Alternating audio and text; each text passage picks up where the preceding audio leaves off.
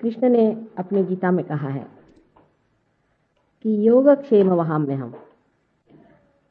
इसका मतलब है पहले योग, पहले वो क्षेम कहते, पहले उन्होंने योग कहा, उसके बाद क्षेम कहा।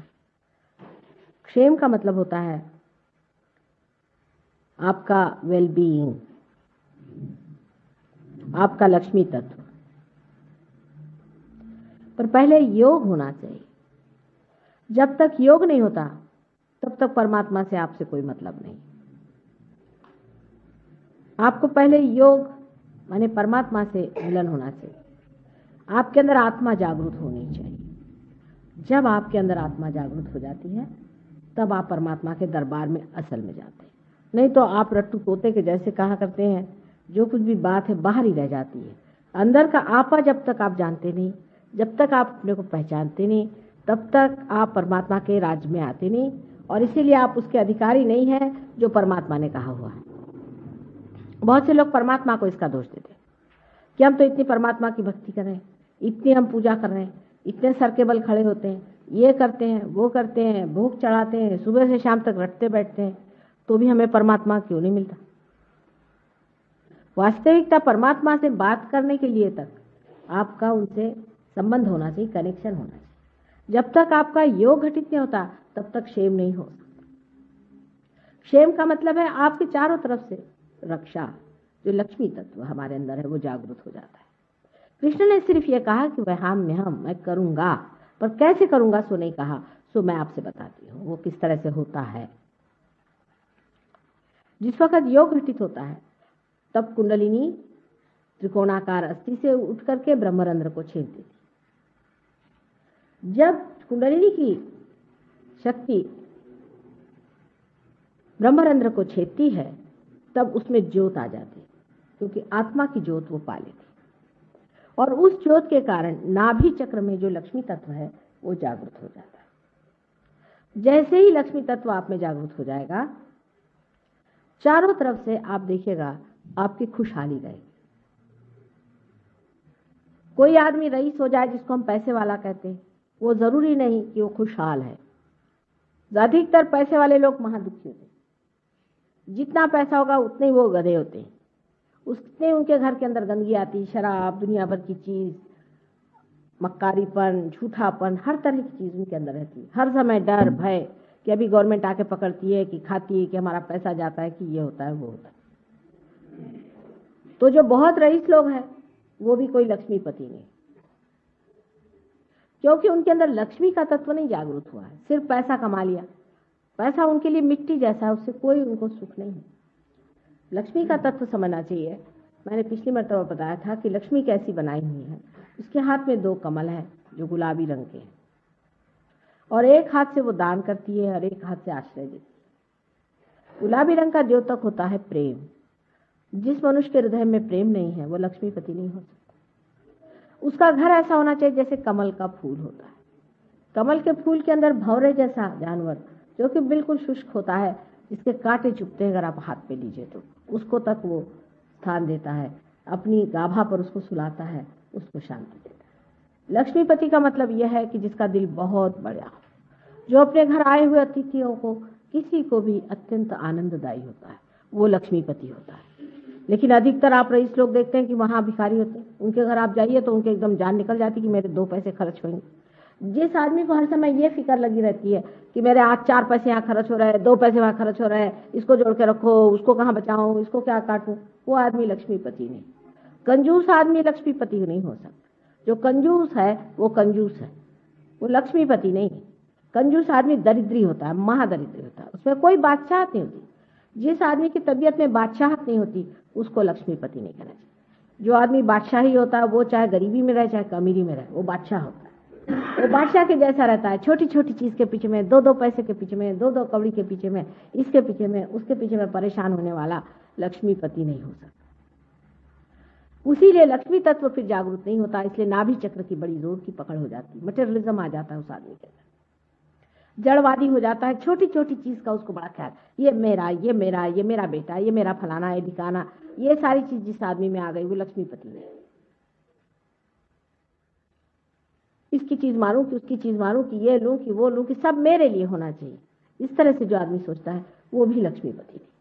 जो दूसरों के लिए सोचता है, अगर मेरा अच्छा आलीशान मकान है तो इसमें कितने लोग आकर बैठेंगे, अगर मेरे पास आलीशान चीजें तो कितने लोगों को आराम होगा, कैसे मैं दूसरों का स्वागत कर पाऊंगा, कैसे मैं दूसरों की मदद कर पाऊंगा, किस तरह से मैं उनको अपने हृदय में स्थान दूंगा। मदद का भी सवाल नहीं उठता। आदमी ये सोचता कि ये मेरे ही अपने हैं, इनके साथ जो भी मैं करना मैं अपने साथ कर रहा हूं। तब असली लक्ष्मी तत्व जागृत हो जाता है। कमल के जैसा उसका रहन सहन, उसकी शक्ल होनी चाहिए, सुरभित होना चाहिए ऐसा आदमी, न कि उसे हर समय घमंड की बदबू आए। अत्यंत नम्र होना चाहिए। कमल का फूल हमेशा आपने देखा है उसमें एक ऐसी हमेशा थोड़ी सी झुकान रहती है। कमल कभी भी ऐसा खड़ा नहीं होता है, तो थोड़ी सी झुकान जरूर डंठल में आ जाती है। उसी प्रकार जो कम से कम जो लक्ष्मी जी के हाथ में कमल है, दोनों में इसी तरह की सुकुमारता है। दूसरों से बात करते वक्त वो बहुत ठंडी तबीयत से, आनंद से, प्रेम भरा इस तरह से बात करता है। झूठा नहीं होता, कोई प्लास्टिक के नहीं होते हैं वो कमल, असल में होते हैं।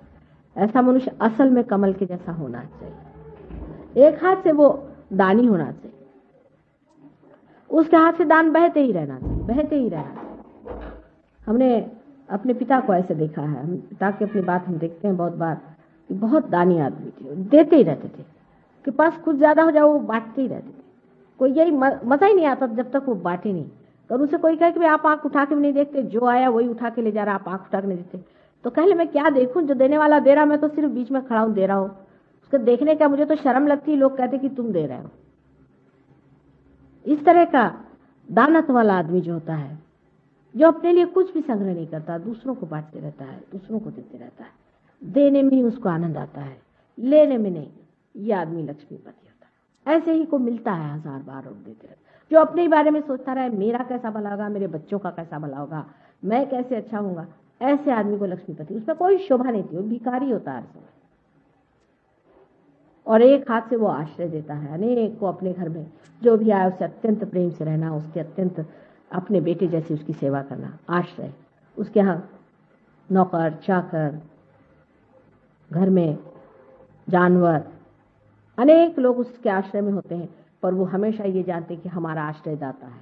कोई हमें तकलीफ होगी वो हमें देगा, रात को उठ करके भी देगा, और चुप कैसे करता है, उसे बताता नहीं, जताता नहीं, दुनिया को दिखाता नहीं कि मैंने इनके लिए इतना कर दिया, वो कर दिया, एकदम चुप कैसे कर देता है। परमात्मा भी हूबहू ऐसा है। वो एक स्त्री स्वरूप, मां स्वरूप बनाया हुआ लक्ष्मी जी का स्वरूप है। और एक कमल पे लक्ष्मी जी खड़ी हो जाती है। आप सोचिए, कमल पे खड़ा होना माने आदमी में कितनी सादगी होनी चाहिए, बिल्कुल हल्का, उस पर कोई बोझा, कमल पर भी वो खड़े हो सके, ऐसा आदमी उसे होना चाहिए, जो किसी को अपने बोझे से न दबाए, जो बहुत ही नम्र होना चाहिए। जो दिखाते फिरते हैं हमारे पास ये चीज है, वो चीज है, फलाना है, ठिकाना है, वो लक्ष्मीपति नहीं हो सकते। मातृत्व उनमें होना चाहिए, माँ का हृदय होना चाहिए, तब उसे लक्ष्मीपति कहना चाहिए। ये सब लक्ष्मीपति के लक्षण है। और जब आपके अंदर ये तत्व जागृत हो जाता है तो पहली चीज आप में आती है संतोष। ऐसे तो किसी चीज का अंत ही नहीं है। आप जानते हैं कि इकोनॉमिक्स में कहते हैं कि कोई सी भी वांट सैशिएबल होती ही नहीं इन जनरल। आज आपके पास ये है तो कल वो चाहिए, वो है तो वो चाहिए, वो चाहिए तो वो चाहिए। आदमी पागल जैसे दौड़ते रहता, उसके कोई हद ही नहीं होती।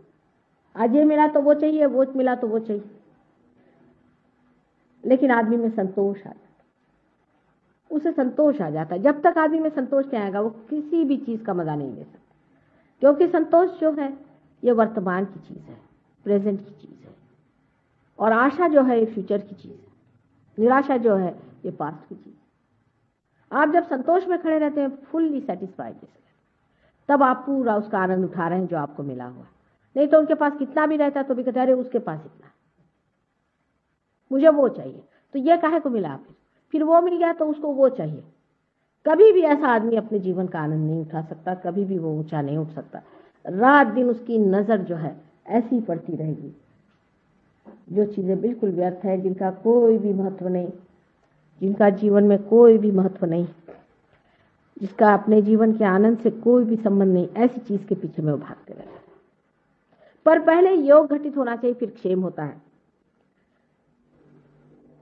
हमारे सहज योग में यहाँ पर भी अनेक से लोग आए हुए हैं जो कि हमारे साथ सहयोग में रहे और जिन्होंने पाया और इसमें प्रगति की है। उनकी सबकी फाइनेंशियल प्रगति हो गई, सबकी A to Z। कोई कोई लोगों के पास तो लाखों रुपया आ गए, जिनके पास 1 रुपया नहीं था उनको लाखों रुपया मिला। ऐसे भी लोग हमारे यहाँ हैं जिन्होंने, अब जैसे यहाँ देखिए मियाँ बीबी जो आए हुए हैं अंग्रेज लोग, ये इंडिया आना चाहते थे, तो उन्होंने कहा कैसे जाएं, पैसा तो है इनके पास, इनकी भी बड़ी प्रगति हो गई, वैसे भी इनको बहुत पैसा वैसा मिल गया और काफ़ी आराम से रहने लगे। लेकिन जब आने लगे तो उनको एक फॉर्म ने कह दिया अच्छा तुम मुफ्त में जाओ, हम तुम्हारा पैसा देंगे क्योंकि हम तुम्हारा ये काम करते हैं। छोटी छोटी चीज़ में परमात्मा मदद करता है और आपके इतना रुपया आपके पास बच जाता है कि आपको समझ नहीं आता कि क्या करें। इन लोग पहले ड्रग्स लेते थे, शराब लेते थे और दुनिया भर की चीज़ें करते थे, उसमें बहुत रुपया निकल जाता था। अब मैंने देखा कि इनके घर अच्छे हो गए, घरों में सब चीज़ें आ गई और अच्छे से म्यूज़िक सुनते हैं, सब अच्छे अच्छे शौक इनके अंदर आ गए, सब बढ़िया तरीके से रहने लग गए, इनके बाल बच्चे अच्छे हो गए। मैंने पूछा भाई ये कैसे होगा? कहले हम तो सारा पैसा ऐसे बर्बाद करते थे और होश ही नहीं था हमको, हम कहाँ रहते थे, हम तो बेहोश ही रहते थे, हमको पता ही नहीं था कि हम कैसे रहते थे, क्या करते। इसीलिए जो गुरुजन हो गए उन्होंने शराब और ऐसी चीज़ों को एकदम मना किया। अब शराब इतनी हानिकर चीज़ है कि इस तरफ से बोतल आई शराब की, उस तरफ से लक्ष्मी जी चली सीधा ऐसा। उन्होंने देखा कि आपकी शराब की बोतल अंदर आ रही, उधर से वो चली गई। ऐसे आदमी को कभी भी लक्ष्मी का सुख नहीं मिल सकता। जिनके घर में शराब चलती उनके घर में लक्ष्मी जी का सुख नहीं हो सकता। हाँ, उनके यहाँ पैसा होगा, लड़के रुपया उड़ाएंगे, बीवी भाग जाएगी, कुछ ना कुछ गड़बड़ हो जाएगा, बच्चे भाग जाएंगे, कुछ ना कुछ तमाशे हो जाएंगे। आज तक एक भी घर आप मुझे बताएं जहां शराब चलती है और लोग खुशहाल हो ही नहीं सकते। खुशहाली शराब के बिल्कुल विरोध में बैठती। इसलिए गुरुजनों ने जो मना किया है, खासकर हर एक ने क्यों किया, हमको सोचना चाहिए। आखिर वो लोग कोई पागल नहीं थे। उन्होंने 1000 बार इस चीज को मना किया है कि शराब पीना बुरी बात है, शराब मत पियो, शराब मत पियो। शराब तो एक ऐसी चीज है कि ये भगवान ने कोई पीने के लिए कभी भी नहीं बनाई थी, पॉलिश करने के लिए बनाई थी, पॉलिश करने के लिए। कल लोग फिनाइल पीने लगेंगे, क्या कहें आदमी के दिमाग का? कुछ भी पीने लग जाए तो उसे कौन क्या कर सकता है? आदमी का दिमाग इतना चौपट है कि कोई भी चीज उसकी समझ में आ जाए पीने लग जाता है। उसे किसने कहा था कि शराब पीने के लिए? अब ये पॉलिश की चीज आप अपने शराब के नाम से जब पीते हैं तो अपने भी जितने भी लिवर हैं, इंटेस्टाइन्स हैं, सब पॉलिश होते जाते हैं। यहाँ तक कि आर्टरीज आपकी पॉलिश होकर के स्टिफ हो जाती है। आर्टरीज इतनी स्टिफ हो जाती है कि उसकी जो स्नायु है वो अपने को स्थितिस्थापक नहीं बना सकते, माने ना तो वो बढ़ सकते ना घट सकते, बस जम के जाते। आर्टरीज जो है एकदम एक साइज की हो जाती, तो खून भी नहीं चल पाता, खून भी अटक जाता। जबकि वो उसकी जब कोई भी दबाव ना हो, उसके ऊपर में कोई खुलाव ना हो और एकदम जैसे कि नली जैसे बन जाए आर्टरीज, तो उसमें क्या होगा? ऐसा पॉलिश सब दूर चढ़ता जाता है, इसकी कोई हद नहीं, और मनुष्य भी पॉलिश बन जाता है। ऐसा आदमी बड़ा कृत्रिम होता है, ऊपर से बड़ी अच्छाई दिखाएगा। शराबी आदमी है, ऊपर से वाह बड़ा शरीफ है, वो बड़ा दानी है, ऐसा है वैसा है, सब ऊपरी चीज है। जो अपने बीवी बच्चों को भूखा मार सकता है, जो अपने बीवी बच्चों से जाती कर सकता है, वो आदमी कितना भी भला बाहर गम करके घूमे, उसका क्या अर्थ निकलता है बताइए?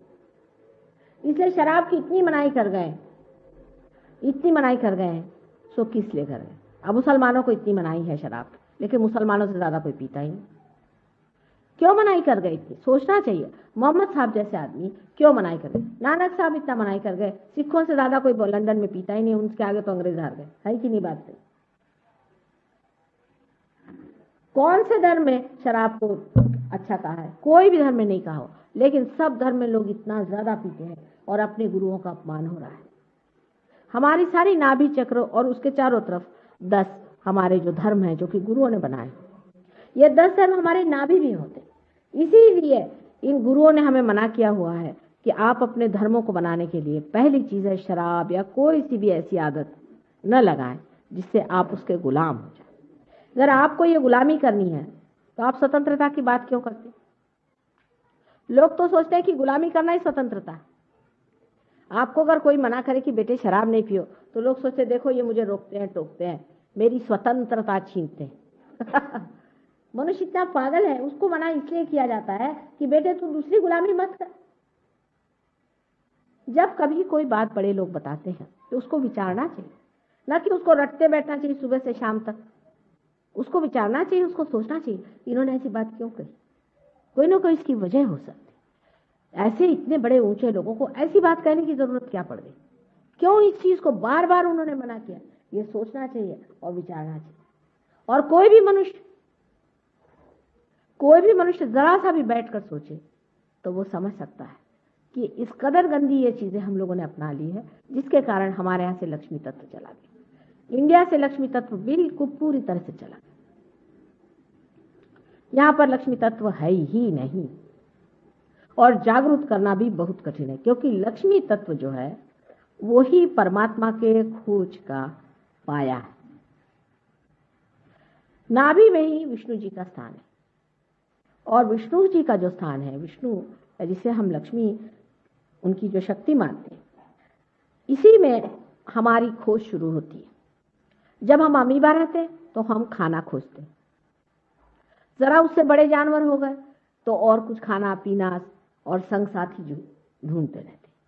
उसके बाद हम इंसान बन गए तो हम सत्ता खोजते हैं, हम इसमें पैसा खोजते हैं। बहुत से लोग तो खाने पीने में मरे जाते हैं, बहुत से लोग तो सुबह से शाम तक क्या खाना है क्या नहीं खाना है, ये करना है वो करना है, इसी में सारे बर्बाद रहते हैं।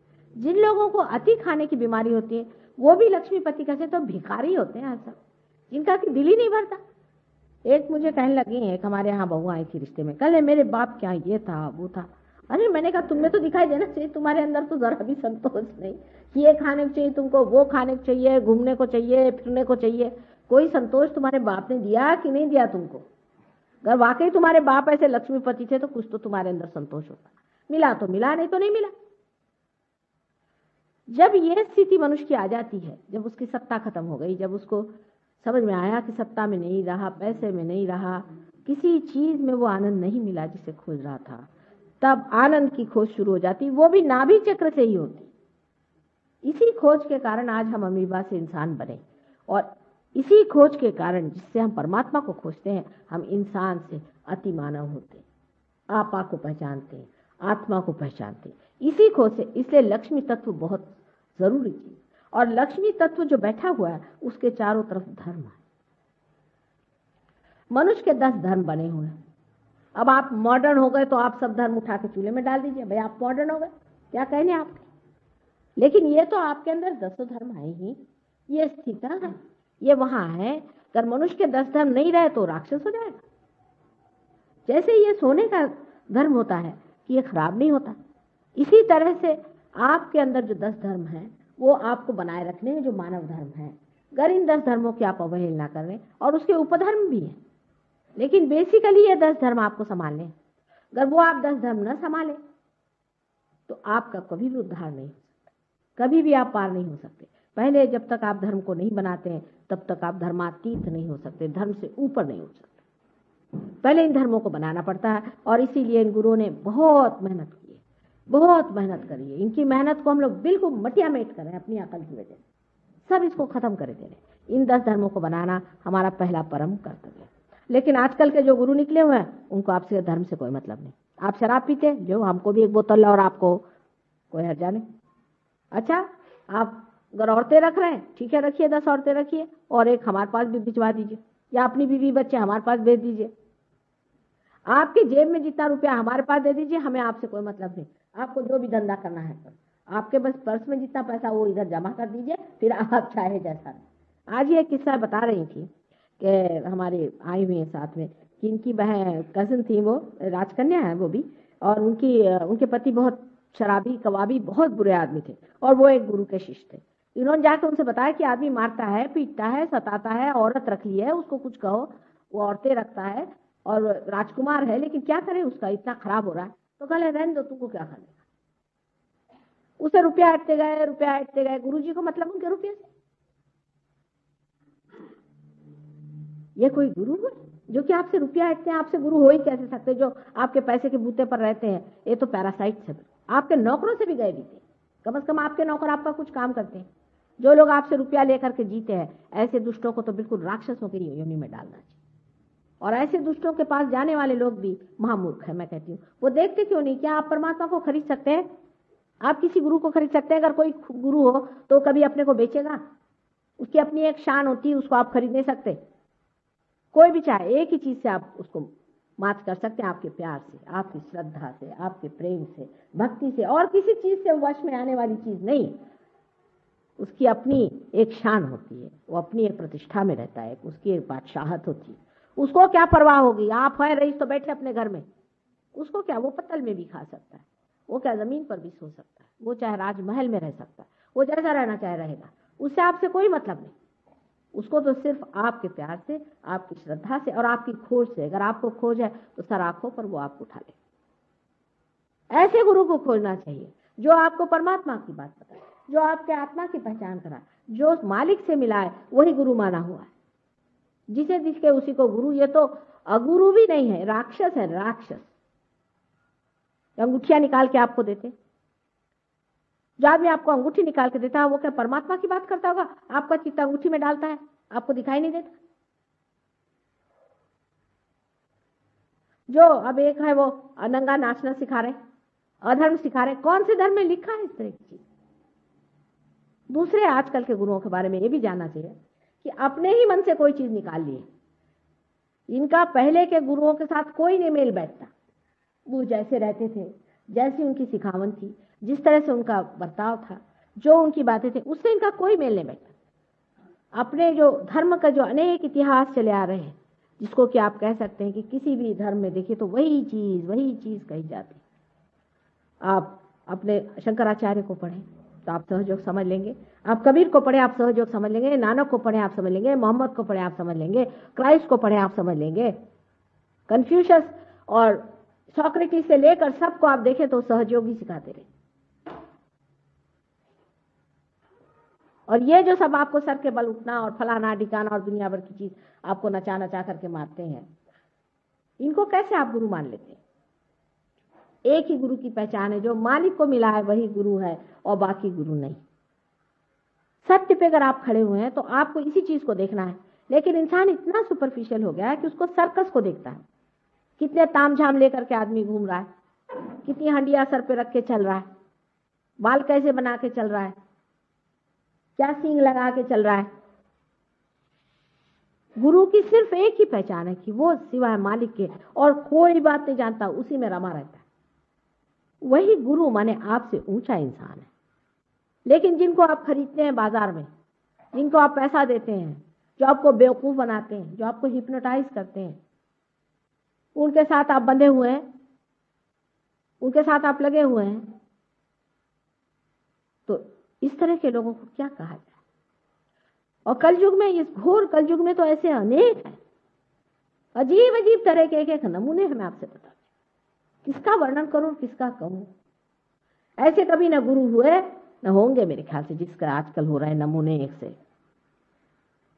पर वो ऐसी चिपकन होती है उस चीज की कि अभी एक वहां पर देहरादून में एक देवी जी आई, उनकी कुंडलिनी एकदम ऐसी जमी हुई ऐसी। तो मैंने कहा भाई तुम कौन गुरु के पास गई? तो उन्होंने बड़े से बताया कि उनके पास गए। मैंने कहा आपने उनके बारे में पेपर में पढ़ा कि नहीं पढ़ा? एक 18 साल की लड़की के साथ उन्होंने जो भी गड़बड़ किया था, उस लड़की ने और 25 और लड़कियों ने ब्लिट्स में और इसमें उसमें सब दूर छापा था। 10 साल पहले छापा था। कहले हमने पढ़ा पर वो सब झूठ है। हमने कहा झूठ है तो आपको क्या मिला उनसे? तो उनको बड़ा बुरा लग गया। कहले मैं तो माता जी शादीशुदा औरत हूं, मैं ऐसी हूं, मैं ऐसा। फिर मैंने ऐसे आदमी के दरवाजे जाना ही क्यों? लेकिन उस पर वो ये नहीं कि औरत बदमाश है, ये नहीं कि वो खराब औरत है, पर उस पर हिप्नोसिस है, हिप्नोटाइज्ड है।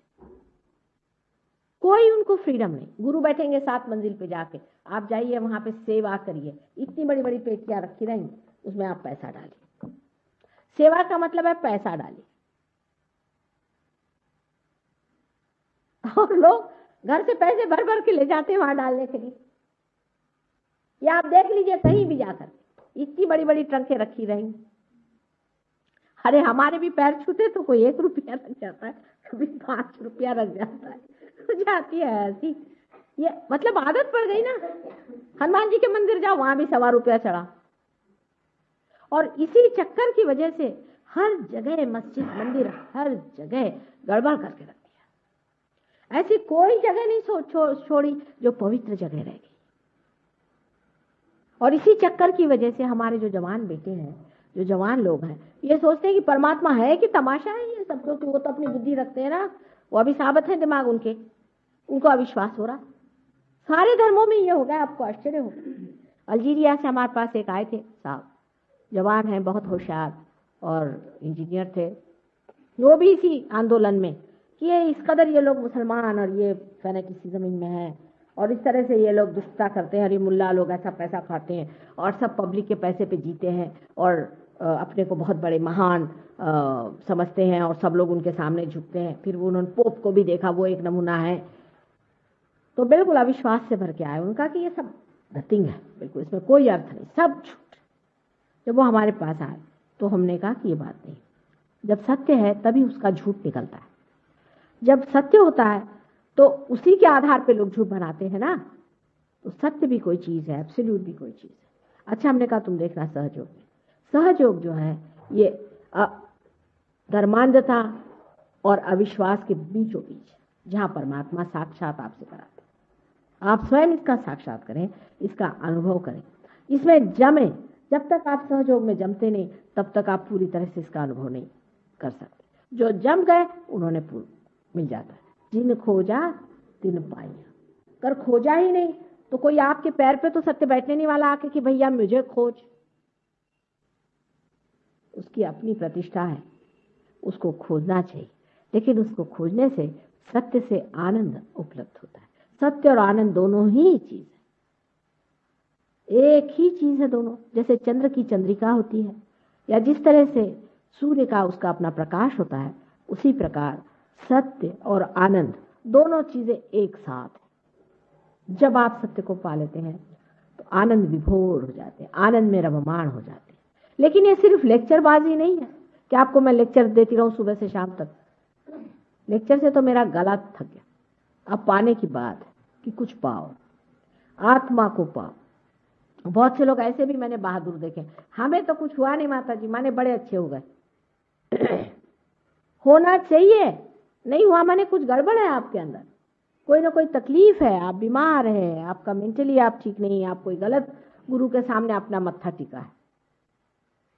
अगर आपने अपना मत्था ही, जो कि परमात्मा ने इतनी शान से बनाया है, इसको गलत आदमी सामने टेक दिया है तो खत्म हो गया मामला। आपको हमें भी अंधता से नहीं विश्वास करना चाहिए, गलत बात। हम चाहते हैं कि आप पाओ और उसके बाद अगर आपने अविश्वास किया तो आपसे बड़ा मूर्ख कोई नहीं, और उसके बाद भी आप अगर जमे नहीं तो आपके लिए क्या कहा जाए। जब आप पा लेते हैं तब इसमें जमिए, और जमने के बाद आप देखिए कि आपकी पूर्ण शक्तियां जो भी हैं इस तरह से हाथ से बहती हैं और आप फिर दूसरों को भी इस आनंद को दे सकते हैं, दूसरों को भी ये सुख दे सकते हैं। और ये किस तरह से घटित होता है, कैसे बन पड़ता है, ये आप धीरे धीरे जैसे जैसे इसमें गुजरते जाते हैं आप खुद इसको समझते हैं। अब इनमें से बहुत से लोग हैं 6 महीने पहले हमारे पास में, सिर्फ 6 महीने पहले हमारे पास में। अभी डॉक्टर बरजोर जी साहब हैं, ये हमारे पास 6 महीने पहले आए, और ये बहुत बड़े डॉक्टर हैं लंदन के, इसके अलावा जर्मनी में भी प्रैक्टिस करते हैं। जब से इन्होंने पाया है इसके पीछे पड़ गए, तब से इन्होंने कैंसर ठीक किए हैं, दुनिया भर की बीमारियां ठीक की, और अब कहते हैं कि इसको पाने के बाद बाकी सब कुछ इररिलेवेंट लगता है हमको। क्योंकि जब आप बिल्कुल सूत्र पे ही काम करने लग गए, जब सूत्र को आपने पकड़ लिया तो फिर बाकी चीजें हिलाना कोई मुश्किल नहीं। इसी प्रकार आप सब इसके अधिकारी हैं, इसीलिए से सहज कहते हैं। सह माने आपके साथ, ज माने पैदा हुआ, ये आप भी इसके अधिकारी, हर एक आदमी इसका अधिकारी है और इसको पा लेना चाहिए। जैसे एक दीप दूसरे दीप को जला सकता है, उसी प्रकार एक रियलाइज सोल दूसरे को रियलाइजेशन दे सकता है, पर रियलाइज सोल होना चाहिए। अगर एक दीप जला हुआ नहीं तो दूसरे दीप को क्या करेगा? जब दूसरा दीप जल जाता है तो वो तीसरे को जला सकता है। इसी प्रकार ये घटना घटित होती है और आदमी के अंदर में लाइट आ जाती है। अब लाइट आने का मतलब ये नहीं कि आप लाइट देखते हैं, ये भी एक दूसरी अजीब सी चीज है कि लोग लाइट देखना चाहते हैं। देखना जब होता है तब वहां आप नहीं होते। जैसे कि समझ लीजिए आप जब बाहर हैं तो आप इस बिल्डिंग को देख सकते हैं, लेकिन जब आप अंदर आ गए तो क्या देखिएगा? कुछ भी नहीं। तब तो सिर्फ आप होते मात्र हैं, आप देखते नहीं हैं कुछ। जहां जहां देखना होता है तो सोचना कि आप अभी बाहर हैं। लाइट जो लोगों को दिखाई देती है, ये शॉर्ट सर्किट हो जाता है ना, वैसी लाइट है, स्पार्क होता है। इसलिए जिस चीज को लाइट दिखाई हो वो मुझे बताएं, आज्ञा चक्र टूटा है उस आदमी, उसको ठीक करना पड़ेगा। ये सारे चक्र भी कुंडलिनी अपने आप से ठीक करती चलती है। वो आपकी माँ है, आप हर एक की अलग अलग माँ है। वो आपकी, जिसको सुरती कहते हैं, वही यह सुरती है, और ये अपने आप से चढ़ती है और अपने आप आपको ठीक करके वहां पहुंचा देती है। आप में अगर कोई दोष भी है वो भी हम समझ सकते हैं, वो भी वो बता देती कि इनका दोष ठीक कर दो। कोई गलती हो गई वो भी ठीक हो सकता है, लेकिन अपने को रिसेप्टिव मूड में रखना चाहिए कि हम इसे ले लें, प्राप्त कर लें और हो जाए। अब कल भी एक बात जो उठी थी वो आज भी दिमाग में किसी के उठ रही है कि कुंडलिनी अवेकनिंग तो लोग कहते हैं बड़ी मुश्किल चीज़ है, बड़ी कठिन चीज़ है, ये कैसे होती है, इसमें कोई नाचते हैं, कोई बंदर जैसे नाचते हैं, कोई कुछ करते हैं, कुछ भी नहीं होता। हमने हजारों की कुंडलिनी जागृत की और पार किया हुआ है, ऐसे कभी भी नहीं होता है। जो परमात्मा ने आपके उद्धार के लिए चीज़ रखी हुई, आपके पुनर्जन्म के लिए आपकी माँ है, वो आपको कोई भी दुख नहीं देती, उल्टे आपको वो अत्यंत सुखदायी है। कैंसर जैसी बीमारी कुंडलिनी के अवेकनिंग से ठीक होती है, सारी बीमारी आपकी ठीक हो सकती है। इस तरह की बड़ी भारी प्रेमदायिनी, आशीर्वाददायिनी, इस तरह की बड़ी भारी शक्ति आपके अंदर में है। तो इस तरह की गलत धारणाएं कर लेना कि हम बंदर हो जाएंगे या मेंढक हो जाएंगे, आपको अति मानव जो बनाने वाली चीज है वो आपको क्या मेंढक बनाएंगे, इस चीज को आप समझ लें। अब ये कठिन होता है, वो उसके लिए कठिन है जो बेवकूफ है, जिसको मालूम नहीं। जो इसका अधिकारी नहीं उसके लिए कठिन है, जो इसका अधिकारी और जो इसके सारे काम काज जानता है उसके लिए बाएं हाथ रखे। हो सकता है कि हम इसके अधिकारी हैं और हम इसके सारे काम जानते हैं, इसीलिए आसानी से उठती है। बहरहाल आप अपनी आंख से देख सकते हैं इसका उठना, आप इसकी जागृति देख सकते हैं, इसका चढ़ना भी देख सकते हैं, और उसकी हम लोगों ने फिल्म भी बनाई है। पर जो लोग बहुत शंकाखोर होते हैं उनके लिए सहयोग जरा मुश्किल से पनपता है। इस चीज को पाना चाहिए और इसको लेना चाहिए। आजकल जो जमाना आ गया है, जिस जमाने में हम रह रहे हैं, कल युग में, असल में हम ये कहेंगे कि आध्यात्मिक दृष्टि से हम लोग बहुत ही ज्यादा कमजोर हैं, इनसेंसिटिव, संवेदना हमारे अंदर नहीं। हम अध्यात्म की चीज को अगर समझते होते और अगर समझते कि आत्मा की पहचान क्या है, तो हम कभी भी गलत गुरुओं के पीछे नहीं भागते। लेकिन हमारे अंदर सच को पहचानने की शक्ति बहुत कम हो गई, क्षीण हो गई। हम नहीं पहचान सकते कि सच्चाई कहाँ है। उसकी वजह यह है कि हम इतने कृत्रिम हो गए, इतने आर्टिफिशियल हो गए। आप आर्टिफिशियल हो जाइएगा तो आपके सत्य को पहचानने की शक्ति कम हो जाएगी। पर जैसे गांव में अभी मैं देखती कि गांव में लोग एकदम पहचान लेते, वो पहले पहचान लेते कि कौन असल है कौन नकल है। गांव के लोगों में नब्ज होती है इस चीज को पहचानने की, वो समझते हैं कि ये आदमी नकली है और ये आदमी असली। पर शहर के लोग तो आप जानते हैं कृत्रिम हो जाते हैं, आर्टिफिशियली रहते हैं, इसलिए शहर के लोगों को पहचान नहीं होती। और इसीलिए वे जितने चोर भागते लोग हैं ये सब आपके शहर के पीछे लगे। ये सारे शहरों में आते हैं, गांव में कोई नहीं काम करता, क्योंकि आपके जेब में पैसे होते हैं, आपके जेब से इनको मतलब होता है। वो काहे को गांव में चले, सहयोग हमारा गांव में चलता है। असल में शहर में तो हम यूं ही आते हैं, लेकिन असल में हमारा काम जो है गांव में होता है। गांव के जो सीधे साधे सरल परमात्मा से संबंधित लोग होते हैं वो इसको बहुत आसानी से पा लेते हैं, उनको एक क्षण भी नहीं लगता। लेकिन शहर के लोगों में एक तो शहर की आबो हवा की वजह से और यहाँ के तौर तरीके की वजह से आदमी इतना अपने को बदल देता है, इस कदर अपने को धर्म से गिरा लेता है। अब ये उसमें क्या हुआ साहब, सब लोग पीते हैं, बिजनेस के लिए पीना चाहता है, मानो जैसे बिजनेस ही भगवान है, उसको तो पीना ही चाहिए, फिर उसके अगर बिजनेस कैसे चले। तो या तो फिर ये कहो कि तुम परमात्मा में या धर्म में बिल्कुल विश्वास नहीं करते, और अगर जरा भी विश्वास करते हो तो जो अधर्म है उसको नहीं करना चाहिए। कोई जरूरत नहीं किसी को पीने की। ये भी एक गलत फहमी है कि बिजनेस के लिए करना पड़ता है, इसके लिए। जो आदमी अपने को धोखा देना चाहता है उसी को कोई नहीं बचा सकता। हमारे पति भी आप जानते हैं कि सरकारी नौकरी में रहे, उन्होंने बहुत बड़ी शिपिंग कंपनी चलाई, उसके बाद आज भी बहुत बड़ी जगह पे पहुंचे हुए हैं। हमेशा उनका कभी, मैंने उनसे एक ही बात कही थी कि शराब मेरे बस की नहीं, और जिंदगी भर उन्होंने कभी छुई नहीं, एक बूंद नहीं भी, और भगवान की कृपा से बहुत सक्सेसफुल रहा। सब उनको मानते हैं, सब उनकी इज्जत करते हैं। आज तक किसी शराबी आदमी का कहीं पुतला बनाया कि महा शराबी थे, मुझे एक भी बताया, एक भी देश। इंग्लैंड में लोग इतनी शराब पीते हैं, मैंने किसी को देखा नहीं कि ये बड़ा शराबी खड़ा हुआ है, इसकी पूजा हो रही कि शराब पीता था। किसी शराबी की आज तक संसार में कहीं भी मान्यता हुई है? फिर आपका बिजनेस इससे कैसे बढ़ सकता है? अगर आपकी इज्जत ही नहीं रहेगी तो आपका बिजनेस कैसा होगा? इज्जत से बिजनेस होती है, धोखाधड़ी से बिजनेस नहीं है। जो आदमी एक बार खड़ा हो जाए तो कहते हैं कि एक आदमी खड़ा हुआ है। ये इस तरह से अपने को आप इन चक्करों में, इन सोसाइटीज में, इसमें इस तरह से क्यों मिलाते जा रहे हैं? आप अपने व्यक्तित्व को संभालें, इसी के अंदर परमात्मा का वास है। आजकल के जमाने में ये बातें करना ही बेवकूफी और कहना ही बेवकूफी है, लेकिन आप नहीं जानते कि आपने अपने को कितना तोड़ डाला है, अपने को कितना गुलाम कर लिया। इन सब चीजों में अपने को बहा देने के बाद आपको मैं क्या दे सकती हूँ? आप ही बताइए। अब कम से कम सबको ये व्रत लेना चाहिए कि हम खुद जो हैं, हमारी इज्जत है। परमात्मा ने हमको एक अमीबा से इंसान बनाया है। एक अमीबा छोटा सा, उससे इंसान बनाना कितनी कठिन चीज है।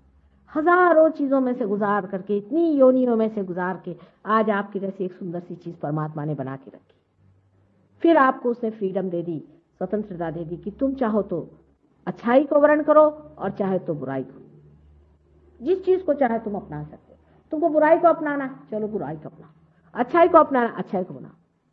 अब आपको भी सोचना चाहिए कि जिस परमात्मा ने हमें बनाया हुआ है, इतनी मेहनत से बनाया है, उसने वो भी इंतजाम हमारे अंदर जरूर कर दिए होंगे जिससे हम उसको जाने और उसको समझें और अपने को जाने और हमारा मतलब क्या है, हम क्यों संसार में आए हैं, हमारा क्या फुलफिलमेंट है। मनुष्य ने यह कभी जानने की कोशिश नहीं की कि आखिर हम इस संसार में क्यों।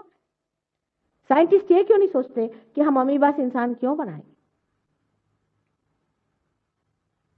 हमारी कौन सी ऐसी बात है कि जिसके लिए परमात्मा ने इतनी मेहनत की और उसके बाद हमें स्वतंत्रता दे दी। बस इसी जगह परमात्मा भी आपके आगे झुक जाते हैं, क्योंकि आप स्वतंत्र हैं। आपकी स्वतंत्रता परमात्मा नहीं छीन सकते।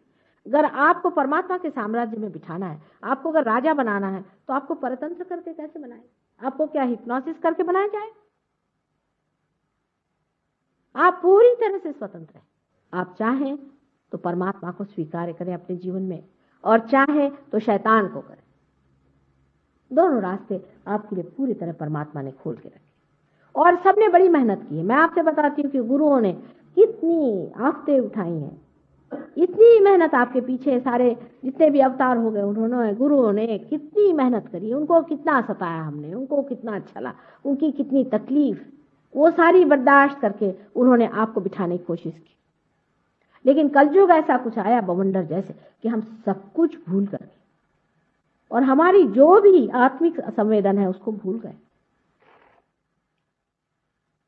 हम पहचान ही नहीं पाते किसी इंसान की शक्ल देख करके कि ये असली है कि नकली है। आश्चर्य हो, शक्ल से जाहिर हो जाता है। अगर कोई आदमी वाकई में परमात्मा का आदमी है, उसकी शक्ल से जाहिर होता है। हम ये पहचानना ही भूल गए। ये हमारे अंदर की जो सेंसिटिविटी है, जो हमारे अंदर की संवेदनशीलता है, वो पूरी तरह से खत्म हो गई। जब रामचंद्र जी संसार में आए थे, सब लोग जानते थे कि एक अवतार है। कृष्ण जब आए थे, सब लोग जानते थे कि एक अवतार है। लेकिन आज ये जमाना आ गया कि कोई किसी को पहचानता नहीं। ईसा मसीह के समय भी ऐसा ही हुआ, लेकिन उस समय कुछ लोगों ने तो उनको पहचाना, पर आज तो ये समय आ गया है कि सब भूतों को और राक्षसों को लोग अवतार मानते। इस चक्कर से अपने को हटा लेना चाहिए और एक ही चीज मांगना चाहिए कि प्रभु तुम हमारे अंदर जागो, इससे हम अपने को पहचान लें। आत्मा को पहचाने बगैर हम परमात्मा को नहीं जान सकते, नहीं जान सकते, नहीं जान सकते। बाकी सब बेकार है, ये सब सर्कस है, ये सिर्फ इसको कहते हैं बाहरी तमाशे। इस बाहरी तमाशे से अपने को संतुष्ट रखने से कोई फायदा नहीं। आप अपने ही को धोखा दे रहे हैं। परमात्मा को कौन धोखा देगा? वो तो आपको खूब अच्छे से जानता है। आप अपना ही नुकसान कर रहे हैं। आपको पाना चाहिए, क्योंकि आपकी अपनी शक्ति, आपकी अपनी संपदा है, आपके अंदर सारा स्रोत है, आपके अंदर भरा हुआ सब कुछ है। उसे आपको लेना चाहिए और फिर इसमें जमना चाहिए। सहयोग में जब मैं आती हूँ, लोग बहुत आते हैं, मैं जानती हूँ, लेकिन यहाँ सबका ये कहना है कि माँ आगे लोग नहीं जाते। अब यहाँ पे ऐसे लोग हमने देखे कि जिनको हमें कभी उम्मीद नहीं थी, वो कहाँ से कहाँ पहुंच गए, और जो कि बहुत हम सोचते थे वो वहीं से वहीं जमे बैठे, फिर लेके आ गए वही सरदर्द, वही आफतें, वही परेशानियां, वही ये हो रहा है, वही वो हो रहा है। अभी भी उनका लेवल इतना ही ऊंचा उठा है। सहयोग में जब तक आप लोगों को देंगे नहीं, तब तक आपकी प्रगति नहीं होगी। देना पड़ेगा। जैसे जैसे आप देते रहेंगे वैसे वैसे आप आगे बढ़ेंगे। कोई अगर हम लोग बड़ी भारी बोट तैयार करते हैं, शिप तैयार करते हैं, अगर उसको हम पानी में नहीं छोड़ें तो उसका क्या अर्थ निकलता? उसी प्रकार है, अगर मनुष्य परमात्मा को पा करके भी और घर में बैठ जाए तो ऐसे दीप से फायदा क्या कि जो जला करके आप टेबल के नीचे रख दीजिए। दीप इसलिए जला जाता है कि दूसरों को प्रकाश मिले, उससे आप अपने अंदर अपने को भी देख सकते हैं और दूसरों को भी देख सकते हैं। आप अपने भी चक्र देख सकते हैं और दूसरों की भी देख सकते हैं। आप अपने भी आनंद को देख सकते हैं और दूसरों की व्यथा को भी देख सकते हैं। और आप ये समझ सकते हैं कि दूसरों को किस तरह से ये देना चाहिए, किस जगह ये चीज रुक रही है, किस तरह से इसको हमें बनाना चाहिए। आज के लिए इतना काफी है। हम लोग अब जरा ध्यान करें, देखें कितने लोग पार होते हैं। आप लोग आराम से बैठिए। जो लोग नीचे नहीं बैठ सकते उनके लिए कुर्सियां मंगवा लीजिए और बैठिए, क्योंकि जो लोग नहीं बैठ सकते उनको जबरदस्ती नीचे नहीं बैठना चाहिए। सदा जी आप कुर्सी पर बैठिए, एक ब्रिंग द चेयर। जो ऊंचे लोग होते हैं उनको नहीं बैठा जाता, आप बैठ लेते हैं।